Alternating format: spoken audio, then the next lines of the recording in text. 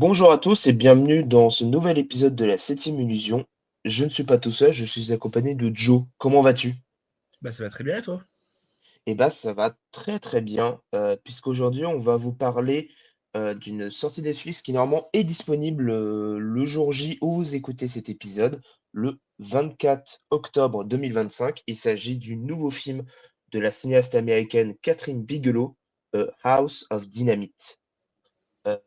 Très rapidement, c'est quoi toi ton rapport au cinéma de Catherine Bigelow, avant qu'on pitch un peu ce nouveau thriller politique, dont elle a le secret, quoi? Vraiment, Catherine Bigelow, c'est une cinéaste que j'ai découvert avec Zero Dark Thirty à l'époque. Un film qui titille ma curiosité par rapport à son message politique, à ce qu'il voulait dire les États-Unis, et finalement, bah, c'est un cinéma que je n'ai que très peu aimé. Je trouvais le montage vraiment raté, je le trouvais assez extrême dans ce qu'il voulait montrer, et justement que le film perdait de sa valeur, et qui devenait littéralement ce qu'il dénonçait. Coucou Gilles Deleuze, si tu passes par là. Et on arrive à la fin d'année dernière où repasse en salle Strange Days en pellicule. Je me mange une claque monumentale, donc tiens, elle sera un nouveau film. On va le guetter avec impatience. Et là, avec A House of Dynamite, je préfère ne pas trop vous en dire maintenant. Pas de souci, parce que de toute façon, moi je sais parce qu'on a vu le film ensemble. Mais moi, mon rapport à Catherine Bigelow, au-delà que ce soit mon sujet de mémoire, donc c'est un peu de la trichouille, on va dire. Moi, c'est une cinéaste que je découvre avec Zéro Dark Thirty.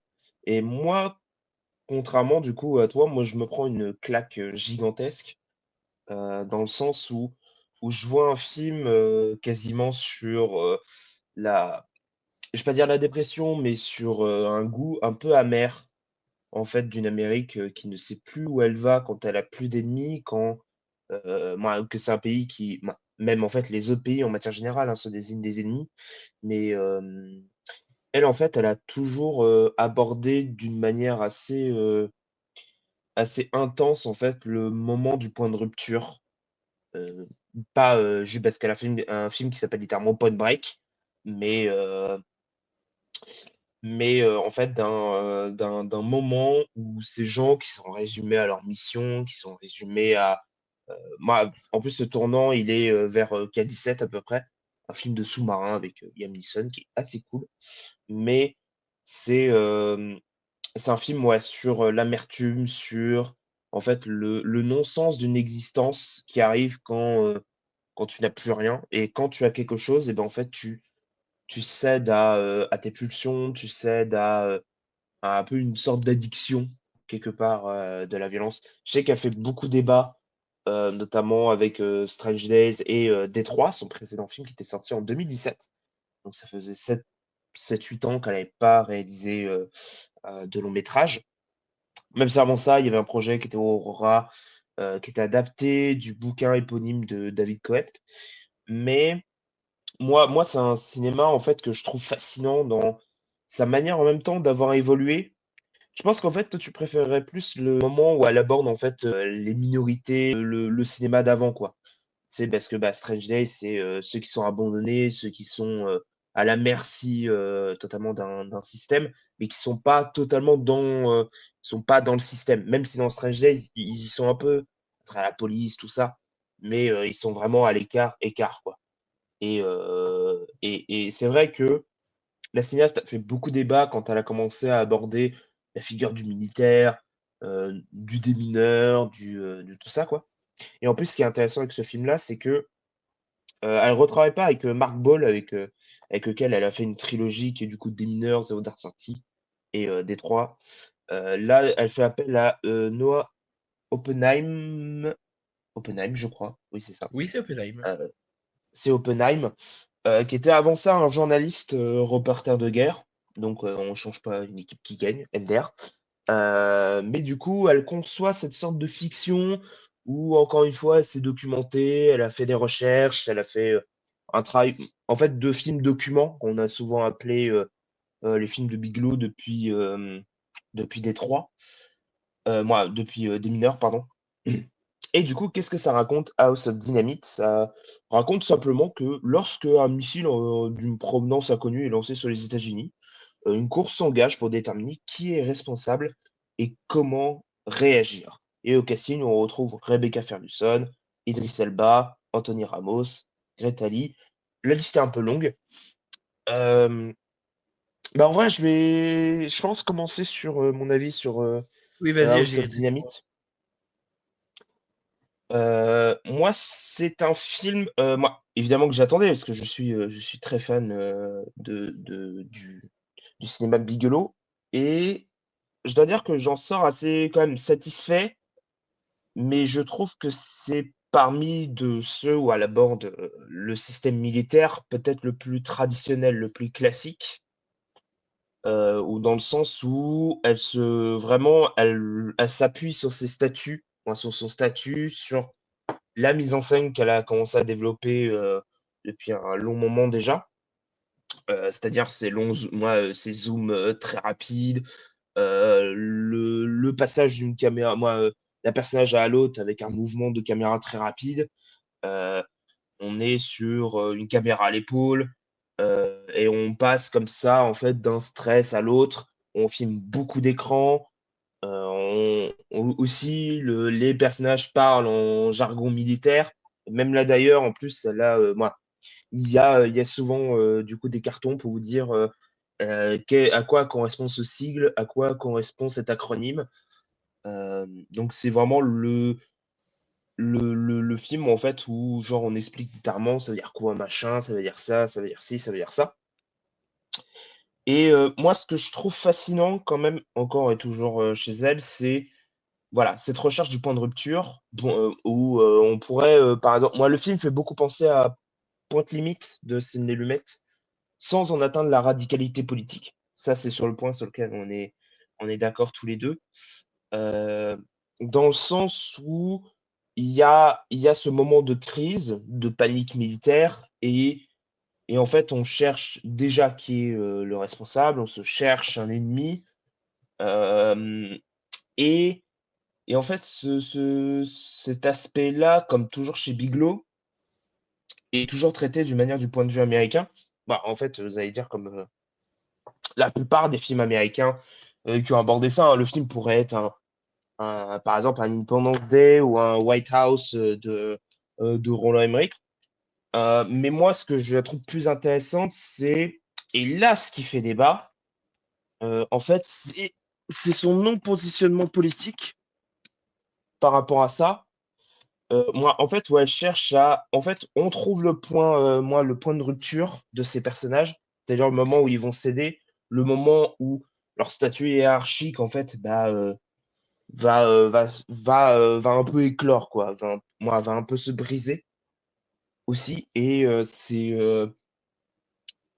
ouais, un cinéma qui, moi, un film, elle continue ça. Mais je trouve que peut-être mon petit regret, c'est que contrairement, même si ça a fait débat, hein, évidemment, mais par rapport à Zéro Dark Thirty ou Détroit, on est moins sur une pulsion. Après, c'est peut-être aussi le scénario qui fait que, mais on est moins sur une recherche. Qu'est-ce que va enclencher le point de rupture? C'est-à-dire, moi, en fait, moi, après qu'on a trouvé ce point de rupture, qu'est-ce qui va s'en déclencher à part des visages effrayés, à part tout ça? En fait, il manque peut-être le après, peut-être, mais ça, on y reviendra, en fait, parce qu'en plus, le film, en fait, est une sorte de boucle. Du coup, on va suivre euh, dans la première partie, le personnage de Rebecca Ferguson. Dans la deuxième partie, notamment le personnage interprété par Gabriel Basso. Et le troisième, celui d'Idris Elba. Et en plus, personnage intéressant, celui d'Idris Elba, parce que c'est le président des États-Unis. Et c'est la première fois qu'il apparaît dans Cinema Biglow, alors que dans Zero Dark Thirty, c'était quasiment un fantôme. C'était quasiment, c'était l'homme de l'ombre total, celui qui a fait que tous les piliers militaires, les piliers de la stature politique, fait que ça s'est complètement effondré. Et que à un moment, quand il n'y a plus rien, quand il y a qui en fait provoque le vide dans tout ça. Et toi, du coup, qu'est-ce que tu as pensé de House of Dynamite? Est-ce que c'était une belle maison qui explose? Cette Alors, vanne de merde. je vais te répondre sur House of Dynamite. C'est un film, comme tu le dis, qui a fait suite à un Zero Dark Thirty. Et là où Zero Dark Thirty était clivant, c'était évidemment sur ce fantôme du personnage de Barack Obama, qui littéralement est ce leader toxique qu'on voit dans tous les films de Bigelow, j'ai l'impression, qui déteint sur le récit. Elle a décidé de pas le montrer, on va respecter ce choix-là, et elle transpose son récit maintenant dans un récit d'anticipation, catastrophe que je trouve être un film uniquement potentiel. Pour moi, le film ne transcende absolument rien. Et même, c'est quasiment à la limite du non-film. Elle veut défendre son message, mais le film de Bigelow, qui était quand même des films au milieu de gauche, au pire, vraiment limite sur ce qu'il voulait dire, arrive avec un film où elle nous dit maintenant on va suivre l'armée américaine et on va les aimer. Non. Les Américains, on les aime pas ici. Ici, elle décide d'être 100% avec l'armée américaine, on est de leur côté et jamais elle ne va interroger le peuple. C'est littéralement la chose que je reprochais à Oppenheimer de Christopher Nolan. Ici, c'est pas Oppenheimer, c'est Oppenheim, mais c'est les mêmes défauts. Parce que quand tu demandes à quelqu'un spécialisé dans l'armée américaine d'écrire un film sur son pays, évidemment, il ne pense qu'à son gouvernement. Mais le film va se dérouler. Comme tu le dis, ici, on est focus sur les écrans, c'est quelque chose qui est passionnant. Bigelow aurait pu le rendre intéressant et créer un vrai objet de mise en scène avec l'écran, comme on a pu le voir dans plein d'autres films de guerre. Mais le problème, c'est qu'elle décide uniquement de nous confiner. Les mouvements de caméra s'accélèrent de plus en plus rapidement et nous perdent. Je suis perdu par ce trop plein d'informations tout le temps présent. Ces allers-retours dans le temps en mode Rashomon, en fait, je n'en vois absolument aucun intérêt. Et c'est au final une expérience beaucoup plus frustrante qu'autre chose. On essaye de rendre les militaires humains, ainsi que la Maison Blanche, parce qu'on refuse d'aller interroger le peuple. Ce peuple d'ailleurs qui est réduit vraiment à des masses qui se poussent. Je trouve que personnellement, c'est pas une imagerie marquante. Quand tu veux parler d'un accident grave qui pourrait arriver aux US, montrer ton peuple que comme des masses qui s'entrepoussent, vraiment, on a vu ça dans Chien 51 de Jiménez, et c'est pas pour autant que ça fait de Chien 51 un grand film d'anticipation. Et le point clé est là. Elle ne sait pas mettre en place son récit et son temps. Parce que même si on voit le personnage d'Idris Elba, qui est le meilleur personnage du film, et l'acte du film où on prend en compte l'importance des conséquences que cela peut avoir, c'est trop tard. Le film décide de s'en finir et de finalement ne pas interroger les conséquences. Et aussi, ce personnage est si important pour Bigelow parce que c'est dans la persona du personnage, c'est Obama, mais dans la voix, c'est Trump. Et ça nous pousse dans ce statu quo américain qui, entre démocrates et républicains, n'est pas voué à changer. Mais j'aurais bien aimé que ça pousse beaucoup plus loin les potards de la réalisation parce que, comme tu le dis, c'est son plus classique. Bah ouais, c'est vrai que là-dessus, moi j'aime le film en fait, sa continuité un peu fantôme. Moi, ce qui m'a rappelé, et c'est intéressant d'ailleurs ce que tu dis sur la masse et tout, et ça je suis d'accord, c'est vrai que pour le coup, moi, en fait, ce que House of Dynamite, moi, me fait penser, c'est qu'elle fait un espèce de faux retour à zéro, dans le sens où c'est le film qui se rapproche le plus de Démineur. Dans Démineur, on suivait le personnage de Jeremy Renner, en fait, qui faisait en fait que déminer. En fait, on avait trois, quatre longs moments où en fait il allait sur le site, il allait déminer, puis après on recommence. Euh, Là, on a le point de vue de Rebecca Ferguson, elle arrive à son bureau, il y a la crise, hop, on switch et on fait ça 3 fois. Ce qui fait que moi j'y vois quand même une sorte de crescendo quand même dans la dimension en fait de cette crise qui commence à venir, qui commence à arriver. Peut-être, moi, en fait, ce qui est bizarre et qui était, et ça, on en parlera en partie spoiler, c'est le choix de montrer en fait un dirigeant d'un certain autre pays. Ça, on en parlera en partie spoiler. Parce que c'est un peu bizarre ce choix qui a été fait pour une séquence que je trouve intéressante, mais que pour le coup, bah, en fait, ça quand même oublie peut-être un potentiel film, en fait, qui pourrait être un espèce de film omniscient qui va un peu partout. Et en fait, il tente d'être à peu près omniscient, mais en même temps, l'instant d'après, il se referme. Et ça, pour le coup, ça, je suis assez d'accord. Euh, mais moi, quand même, ce qui m'intéresse, c'est, oui, certes, elle humanise du coup, moi, les militaires américains, pour lequel on porte pas tous les deux un grand amour, hein, on va pas se mentir. Mais ce qui a, mais en même temps, c'était un peu déjà ce qu'elle faisait avec notamment le personnage de Jessica Chastain dans The Dark Thirty et la fin où elle est dans l'avion. C'est-à-dire le moment où la crise est terminée, hein, ouais, qu'ils ont tué du coup Oussama Ben Laden, le leader d'Al-Qaïda, et d'un coup, elle est vide. Elle est vide de tout sens, de toute existence, parce que là, elle le ramène à un statut presque primaire de l'être humain, c'est-à-dire que un humain, en tout cas pour elle, hein, après on est d'accord, on n'est pas d'accord, ça c'est toujours ce qui a fait débat chez elle, mais ouais, en partie, hein, parce qu'il y a beaucoup de choses qui font débat, mais c'est que en tout cas quelqu'un qui est dans les sphères du pouvoir, qui agit pour une politique américaine, qui est ce qu'elle est, en fait, n'a plus de sens. Et là, quand justement, en fait, à 3 fois de suite, en fait, ça se termine juste avant que le missile arrive et paf, on change de personnage. C'est que, en fait, ce sont des personnages qui sont réduits à, à un statut vraiment primaire de on ne peut plus rien faire. En fait, on a causé notre propre destruction quelque part aussi, qui est évoqué au cours d'un dialogue. C'est peut-être ça aussi qui est un peu étrange. C'est que d'un côté, tu sens qu'elle veut en même temps dire que cette armée américaine a peut-être financé ce propre missile qui est sur leur tronche, ou en tout cas celui qui peut tenter d'assurer la sécurité, hein. Il y a notamment un événement qui fait qu'ils n'arriveront pas à dévier le missile ou à détruire le missile et à l'empêcher d'atterrir sur le coin des États-Unis qui est visé. Euh, Dans le sens où ils ont investi des milliards dans un truc qui ne fonctionne pas.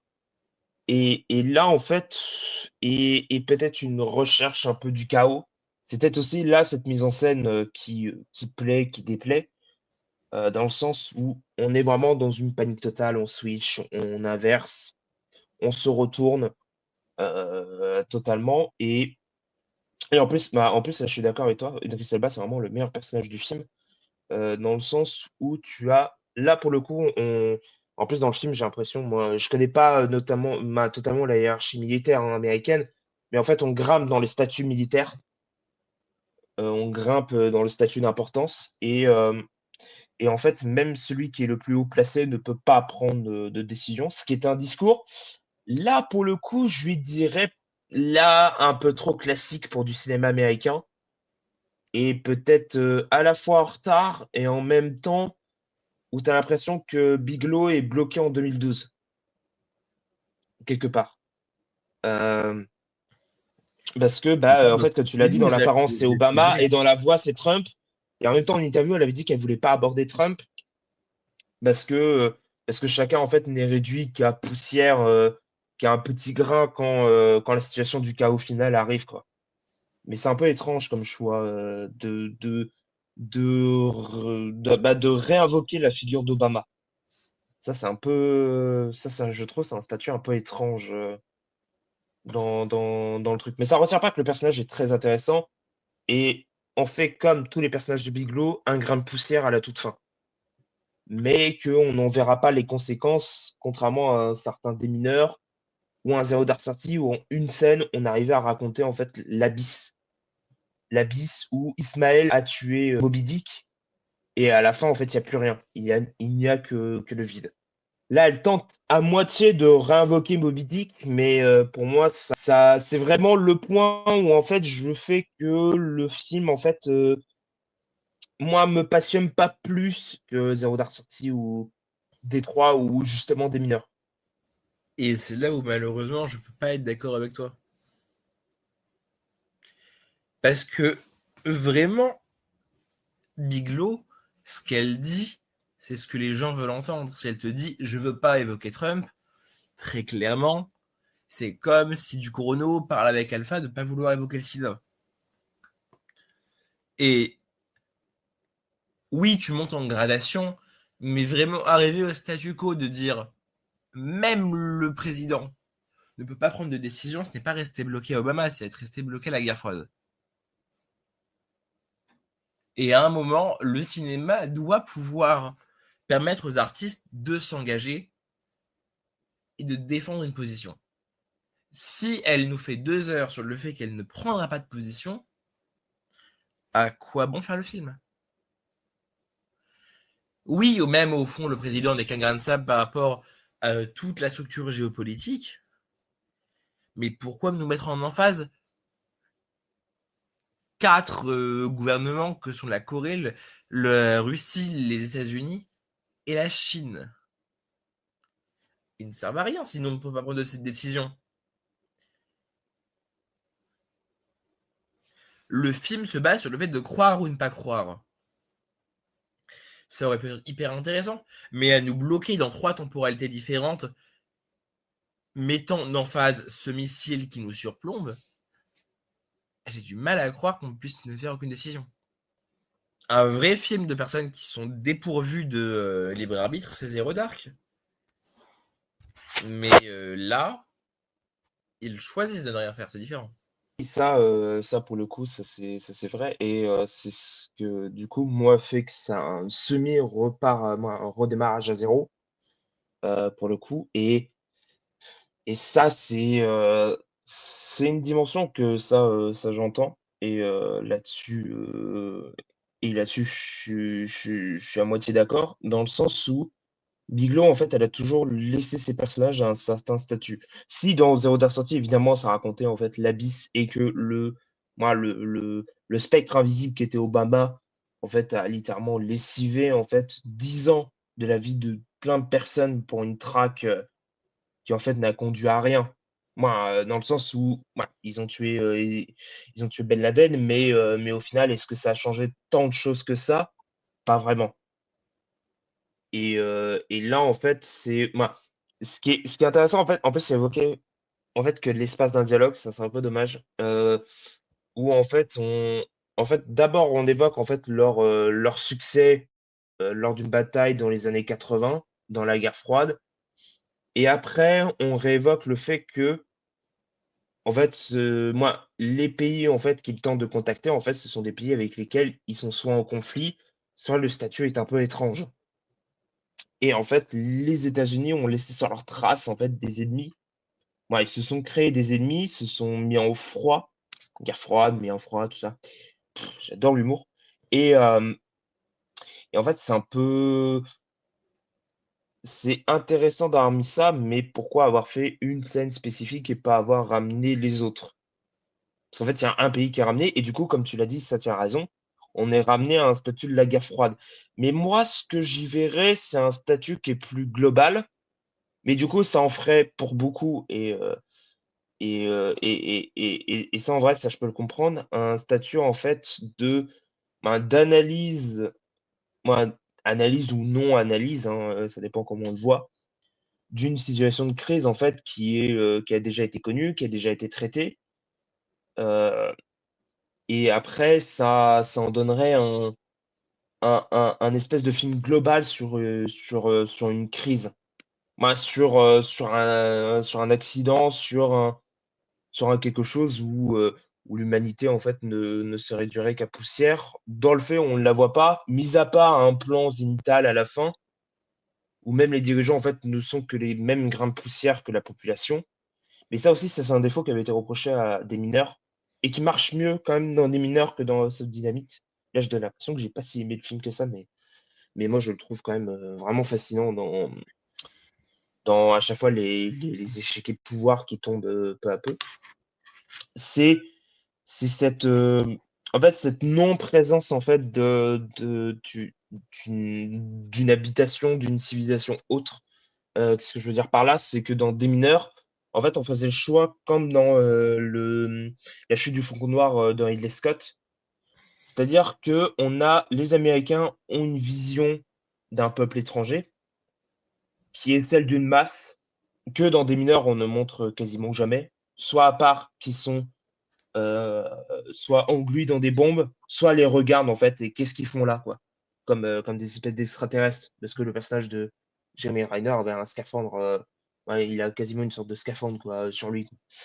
Et, euh, et là aussi, j'y verrais euh, que là où je trouve à la fois c'est intéressant et à la fois tu pourrais te dire c'est juste étrange de la manière dont ça se coupe, c'est que bah, si en fait le missile tombe, en fait, il n'y a en fait après, il n'y a plus rien et en fait c'est un échec quasi total.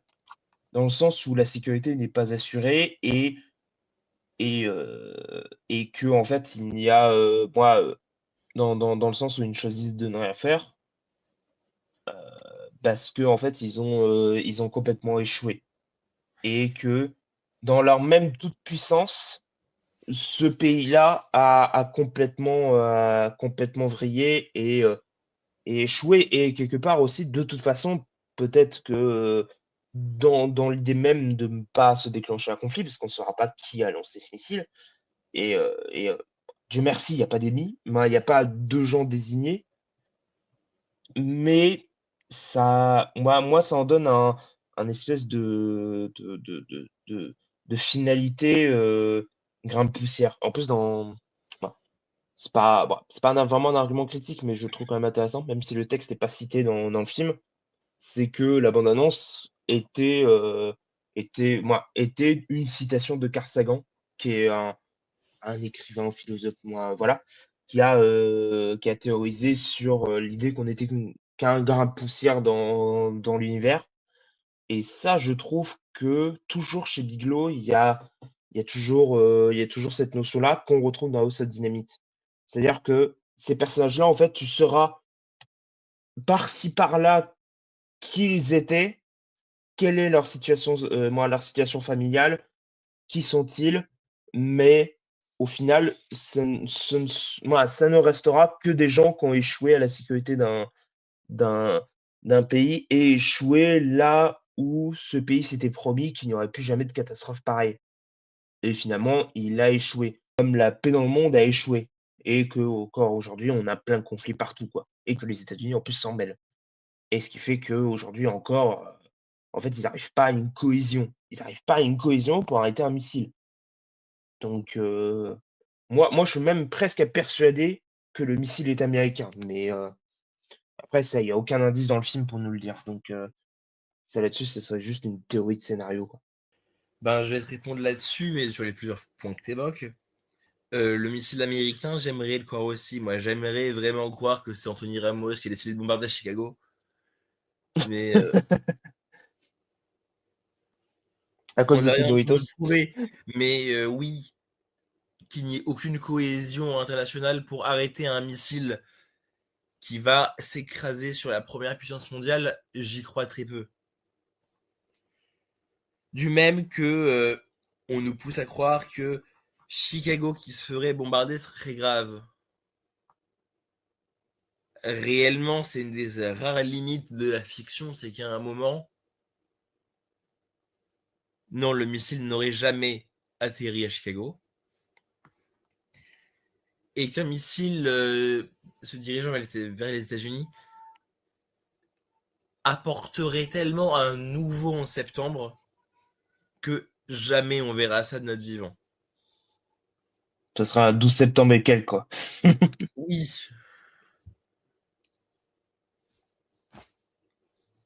surtout que d'invoquer, désolé, mais encore une fois, Bigelow a décidé de faire sa duologie sur les films sur le terrorisme. Maintenant, elle arrive et elle nous dit que finalement les méchants, c'est les communistes. On est de retour en 70. Bah, On je est trouve de pas que nouveau ce dans... soit vraiment les méchants du film, en soi. Moi, premier Non, degré, mais moi, les deux la seuls, manière dont... Hmm. les deux seules puissances qui, selon le film de Bigelow, pourraient tirer, c'est la Corée du Nord, la Chine et la Russie. On est de nouveau dans la série B des exploitations américaines. Après, moi, je pense que le film est assumé comme tel, hein. Mais en même temps, c'est un peu... Ouais, c'est une espèce, en fait, d'entre-deux de série B action, action américaine, et en même temps, un espèce de film document, ce qui pourrait donner un contraste un peu étrange. D'un film en même temps détaillé sur les procédures de comment est-ce que ça doit être réagi, par exemple, le bouquin de Riposte. Moi, ça me fait rire, en fait, que moi, je pense réellement qu'ils ont un bouquin pour dire, bon alors, on a peu, on a moyen et on a destruction totale. Moi, ça m'étonnerait pas d'un pays comme les États-Unis, mais ça, en même temps, c'est un pays tellement cinglé que ça m'étonnerait même pas. En fait, moi, je suis pas d'accord dans le sens où, juste en fait, ce sont eux qui se désignent un ennemi potentiel par rapport à eux qui sont bloqués dans leur espèce de gloire passée. Notamment avec cette bataille qui est évoquée, je crois, 83, 84, je sais plus. Et en plus, moi, au début du film, en fait, où elle réévoque en fait la guerre froide, quoi. Et, euh, et pour le fait que ce soit Chicago qui soit ciblé, oui, c'est vrai que, moi, si c'est un pays qui a lancé le missile, bon, c'est un peu bête de le lancer sur Chicago si tu veux vraiment traumatiser les Américains, mais dans le sens où, peut-être aussi justement là où je trouve ça intéressant d'avoir choisi juste Chicago, c'est dans le sens où, déjà, évidemment, bon, ça fait écho au fait que, de toute façon, moi, en fait, quand tu as une arme pareille, personne n'est quasiment à l'abri. Et aussi, bah, pourquoi cette ville? Bah, parce qu'elle a rien de spécial. Et que, bah, moi, c'est un discours qui est très classique, hein, dans ce sens-là. Et moi, je trouve le film plus intéressant, c'est la chute progressive des échiquiers pions du pouvoir. C'est que, en fait, ça ne serait réduit qu'à un grain de poussière. Chaque cible serait réduit à un stade où il n'y a plus rien. Donc, voilà. Mais après, voilà. Mais tu voulais revenir sur quelques points aussi que j'avais évoqués avant qu'on passe. Parce qu'il y a une séquence que Ben, j'aimerais bien évoquer, que je trouve étrange, et j'aimerais bien avoir ton avis là-dessus. t'inquiète, tu l'auras. Mais oui, sur ce que tu avais évoqué avant, sur évidemment l'importance de la théorie dans le film, parce que le côté du film document, il peut être intéressant. Mais il peut être intéressant sur des événements passés. Je pense littéralement à toute la filmographie de Kauter Benania et notamment au Fidolfa. Il y a de Vox au film Rajab, mais parce que tu peux documenter quelque chose, une situation de crise que tu as vécue, par le réel. Et Bigelow fantasme tellement ce missile sur les États-Unis que elle se fait porte-étendard d'un pays dont il ne faut pas clamer. Qu'il ne faut pas clamer. Elle se fait porte-étendard des US. Elle décide de surhumaniser deux ou trois personnages faibles du film. Oui, parce que le personnage de Rebecca Ferguson, personnellement, me passe au-dessus complètement. Parce que c'est un personnage qui, quoi qu'il arrive, ne pourra rien faire dans le récit. Et on en arrive à un point où, oui, comme tu parlais d'invasion alien, on a l'impression que c'est potentiellement un film de SF qui va se manger une attaque extraterrestre, et on essaye de juger comment minimiser l'impact, comment sauver des civils, comment réagir en situation de crise. Mais malheureusement, cette stratégie, ben, j'ai pas l'impression que le film y croit. Le film passe la plupart du temps par les dialogues, par enfermer des personnages dans des locaux, mais d'un côté, la caméra ne se pose jamais. La caméra est toujours en suractivité dans ces locaux. Au final, on en voit plus Bigelow qui veut nous prouver qu'elle est capable de parler et qui se convainc elle-même de sa crise plutôt que de nous la faire vivre. Les rares scènes d'extérieur qu'on voit, il n'y a pas de situation de crise. Elle essaye de nous faire deux parallèles, un avec 84, qui est l'invasion de la Grenade, il me semble, et l'autre avec la guerre de sécession. où, au final, la ville de Chicago n'est pas réellement impactée par la guerre de sécession. Il n'y a pas réellement un message derrière Chicago et la sécession. Et même plus loin, le film, réellement, dans les foules qui montrent, ne sont pas impactés par cette qualité de civil.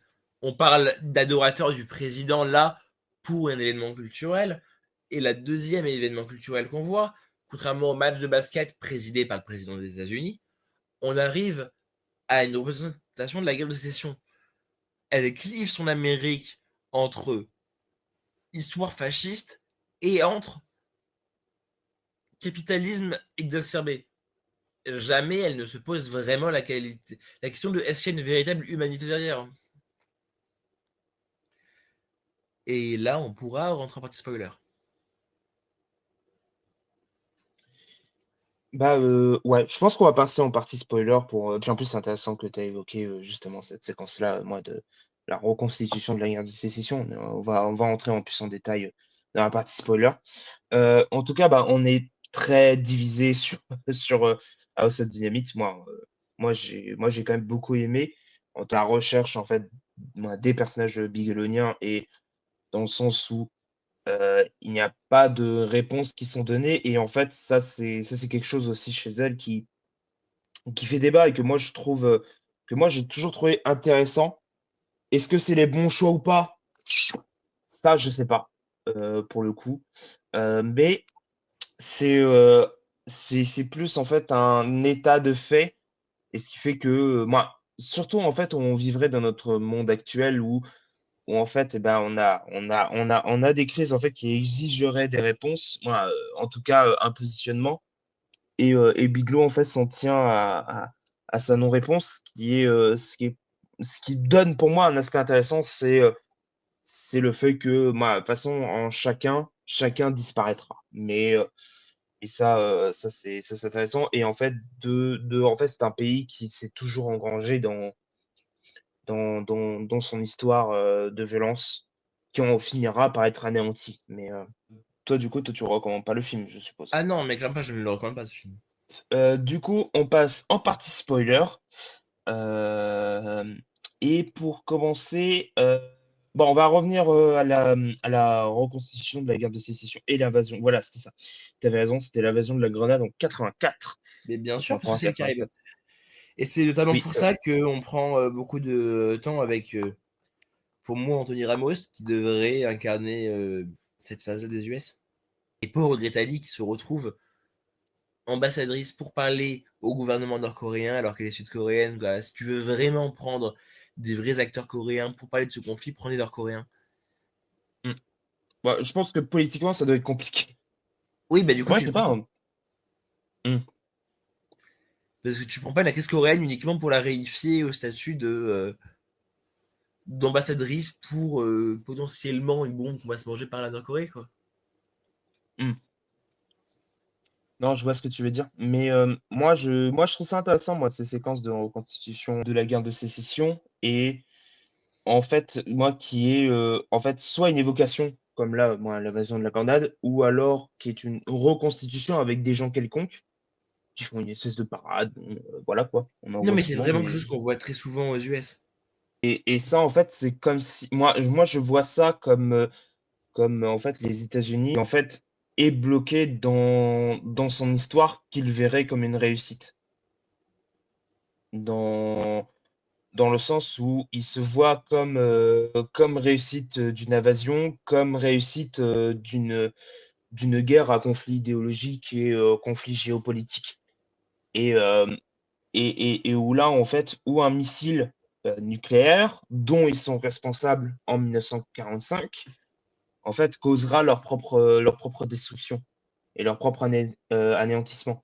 Et moi, je le vois plutôt comme ça, cette dimension-là. Et, euh, et là, on vient en fait où le seul pays en fait où on voit en fait la réponse, c'est le Premier ministre russe. Oui, c'est ça, le Premier ministre russe, et qui est évidemment bah, le conflit qui les ont opposés pendant la guerre froide. la course à l'armement nucléaire, et que là où je verrais presque en fait un pays qui va chouiner, euh, tu vois, qui va chouiner sur les joutes de la Russie. En plus, c'est intéressant parce que ça fait écho à K-17, qui était sur le point de vue russe, en fait, d'un lancement de missiles depuis un sous-marin.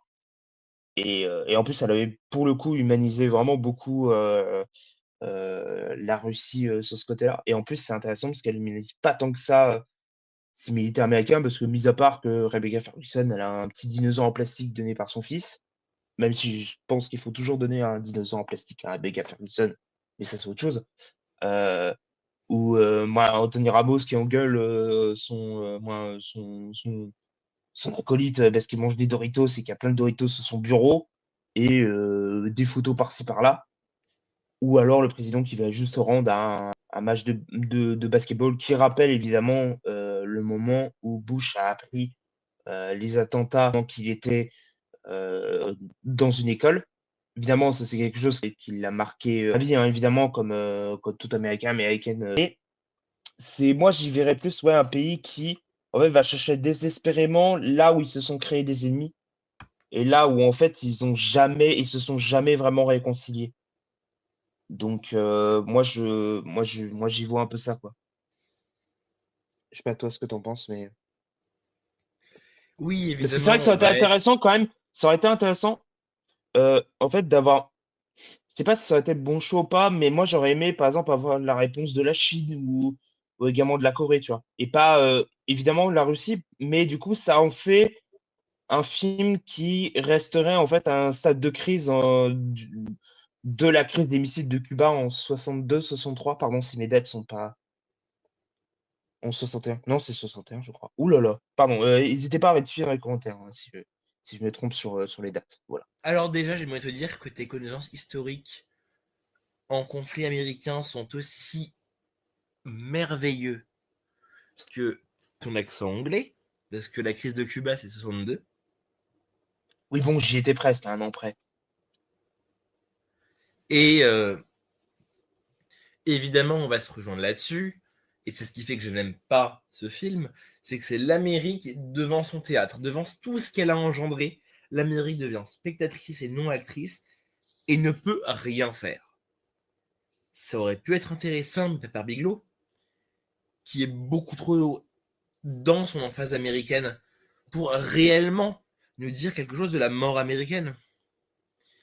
Et on en arrive à ce théâtre-là.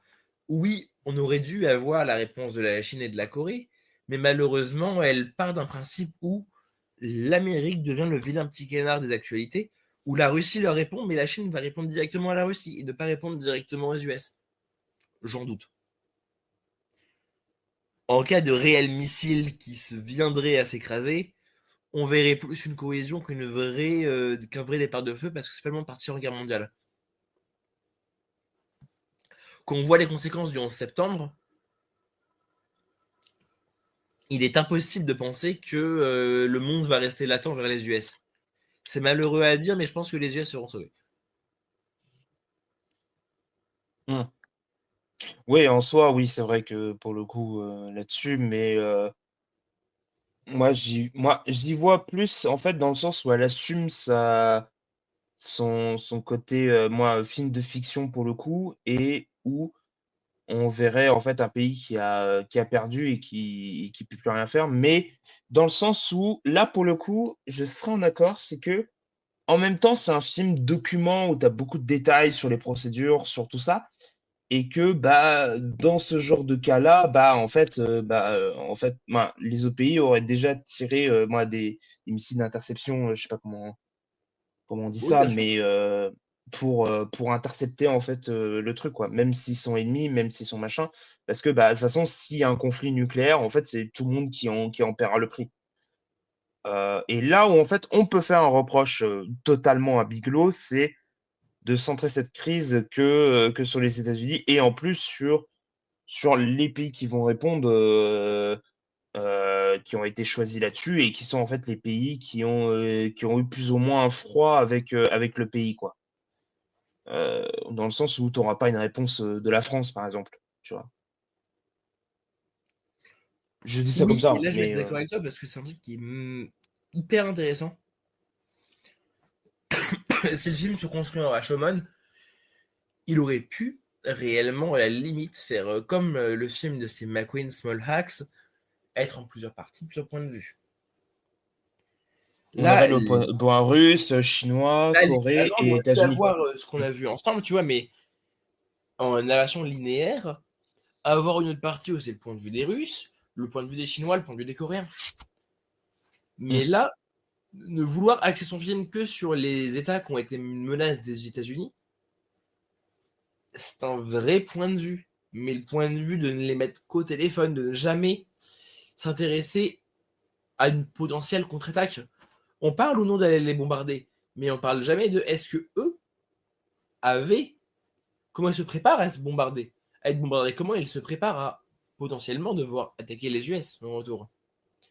On Hmm. aurait pu avoir un chaos géopolitique tournant en véritable film d'horreur d'anticipation, mais on ne va rester que dans ses bureaux et ne jamais interroger le monde en dehors des grandes instances.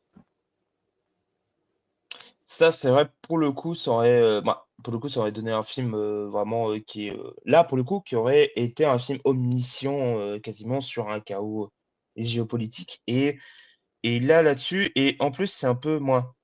Vu qu'en fait, on est centré sur le point de vue américain, en fait, moi, là, on reprendrait littéralement le titre, House of Dynamite. Et ça veut dire que la maison, en fait, qui risque de s'écrouler, et il fait qu'automatiquement le monde s'écroule, c'est les États-Unis. Mais en soi, en fait, pour moi, la maison qui exploserait et qui mettrait fin en fait à quasiment l'humanité, quoi, ce serait bah, le monde, en fait. Le monde total s'écroule. Parce que là où, en fait, on peut reprocher à Bigelow et son obsession, là, pour le coup, du côté états-unien, même si moi, ça me passionne toujours, hein, mais c'est vrai que c'est un peu dommage pour un film qui bon, là, je me répète un peu, j'avoue. Mais de repartir à zéro en réinvoquant une fiction sur des explosifs. Euh, et là où en fait on va pas forcément d'un point de vue à l'autre, d'un segment à l'autre. Tu vois, chaque segment du film, ouais, moi je l'aurais conçu comme peut-être un point de vue. Ça aurait été intéressant d'avoir le point de vue des autres en fait. Et là-dessus, bah en fait, ce qui en fait en même temps un film qui parle de l'autodestruction américaine, mais que du coup on reste bloqué sur les États-Unis et que bah d'un autre côté bah en fait tu auras la réponse des autres et qui n'est là pour le coup tu as raison qui n'est qu'un coup de fil ou d'un coup de fil d'un coup de fil et ça là-dessus bon évidemment c'est référence à la crise des missiles de Cuba et Kennedy et voilà j'allais dire Gorbatchev excusez-moi Khrouchtchev qui se sont appelés pendant des heures pour résoudre cette crise évidemment mais c'était c'est un film qui, je comprends ça là-dessus et totalement là, voilà, je comprends. C'est ouais, ce point de vue américain qui ne reste que bloqué aux États-Unis. Et en plus, on reste bloqué dans des bureaux et on ne voit pas la conséquence humaine. Et en plus là-dessus, moi, pour le coup, je vois ce qu'elle a tenté de faire parce qu'elle a tenté vraiment un mix entre des mineurs et Zéro Dark Thirty ou dans Zéro Dark Thirty. En fait, le film commençait sur un écran noir et avec les appels téléphoniques, que les gens passaient leur appel téléphonique avant que l'avion s'écrase sur les deux tours. Mais, mais là, en fait, là où je comprends ce choix pour Zero Dark Thirty, dans le sens où c'est vraiment épineux de faire une reconstitution de ça, là, pour le coup, peut-être que, contrairement à Zero Dark Thirty, moi, je pense qu'elle aurait pu se permettre ouais, d'aller filmer la population et leurs conséquences à ça, et peut-être sortir un peu sa caméra pour aller filmer la panique à l'extérieur, et utiliser son même dispositif sur les civils et faire un constat que ce n'est pas parce que tu es dans une hiérarchie que tu gardes ton contrôle et que finalement tu ne restes qu'un vague humain qui va entendre, bon, pour les autres Américains qui habitent dans les autres villes, qui entendront via les informations, via la télévision, la radio, bon, bref. Et eux qui ont vu ça, moi qui ont vu ce missile et qui ont tenté de l'arrêter, qui en fait ne reste que vague humanité, pour le coup. Pour le coup, elle aurait dû sortir de ce carcan de cette problématique d'aller filmer le peuple auquel elle est bloquée parce qu'elle ne le filme pas depuis des mineurs, en fait.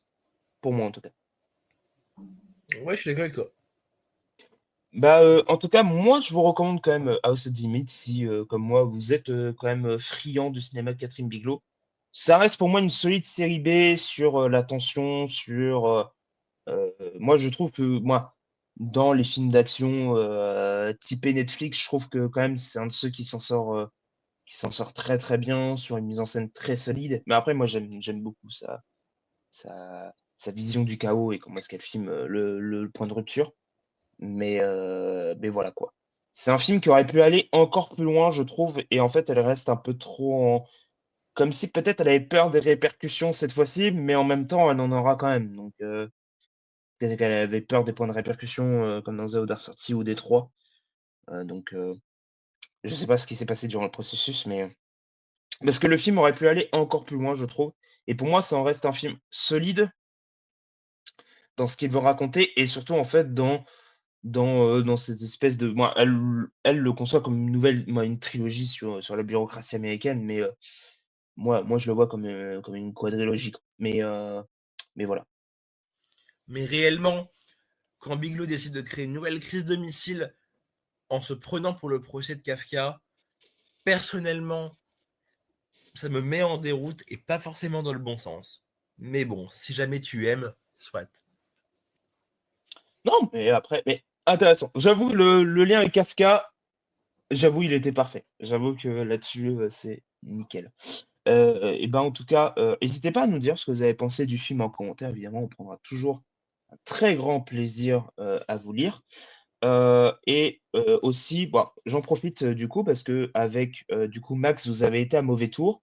Vous avez fait des débats notamment sur des films qui étaient présents et normalement tu comptes écrire encore quelques articles sur Mauvais Tour, non? C'est pas Oui. enfin un petit bilan de Mauvais Tour, voilà. Donc n'hésitez pas à aller écouter leur super débat sur L'homme qui rétrécit de Yann Kounen. Que là, normalement, à l'époque, moi, au moment là où on enregistre, je m'apprête à voir le film cet après-midi. Et mes collègues m'ont dit que du mérite, donc j'ai très très hâte de voir ça. N'hésitez pas à écouter ce super débat. Et sinon, merci toujours de nous suivre sur la 7e illusion. On prend toujours un plaisir à vous lire en commentaire. Merci à vous de toujours écouter nos débats, si vous êtes toujours là, présents. Et puis, on vous dit à la prochaine.